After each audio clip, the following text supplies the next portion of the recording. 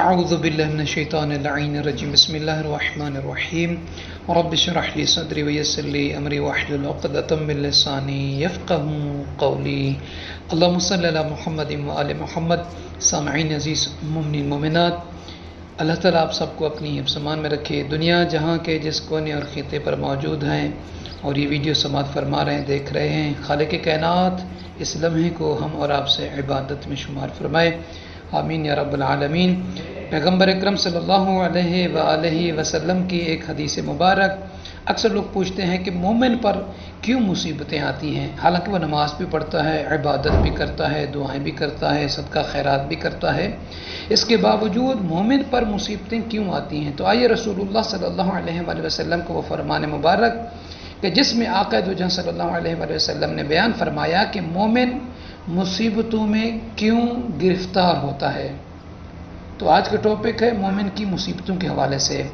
ان النبی صلی اللہ علیہ وآلہ وسلم قال المؤمن بین خمس شدائد مؤمن یحسدہ ومنافق یبغضہ وکافر یقاتلہ وشیطان یضلہ ونفس تنازعہ۔ فرماتے ہیں کہ مومن ہمیشہ 5 مصیبتوں میں گرفتار ہوتا ہے۔ یا رسول اللہ کون سی؟ فرماتے ہیں پہلی مصیبت جس میں مومن گرفتار ہوتا ہے وہ یہ ہے کہ وہ مومن جو اس سے حسد کرتا ہے، دوسری وہ منافق جو اس سے دشمنی کرتا ہے، تیسری وہ کافر جو اس سے جنگ کرتا ہے، چوتھی وہ شیطان جو اسے گمراہ کرتا ہے، اور آخری مصیبت جس مصیبت میں مومن گرفتار ہوتا ہے وہ یہ ہے، فرماتے ہیں اور اس کا اپنا نفس جو اس سے جھگڑتا ہے۔ تو سامعین عزیز، یہ 5 چیزیں ہیں جس کی وجہ سے مومن جو ہے مصیبت میں رہتا ہے۔ حسد ہے، دشمنی ہے، جنگ ہے، گمراہی ہے اور نفس کا جھگڑا ہے۔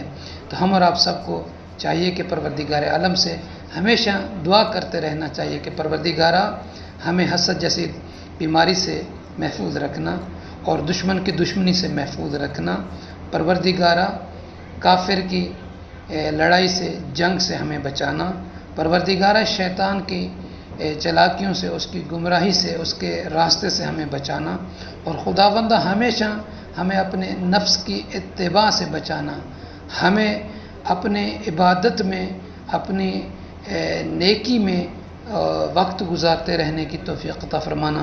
تو مومنین سے عرض ہے کہ لائک، شیئر اور سبسکرائب کرنا مت بھولیے تاکہ اس طرح کی ویڈیوز آپ مومنین کی مبارک سماعتوں تک پہنچاتے رہیں۔ جزاک اللہ۔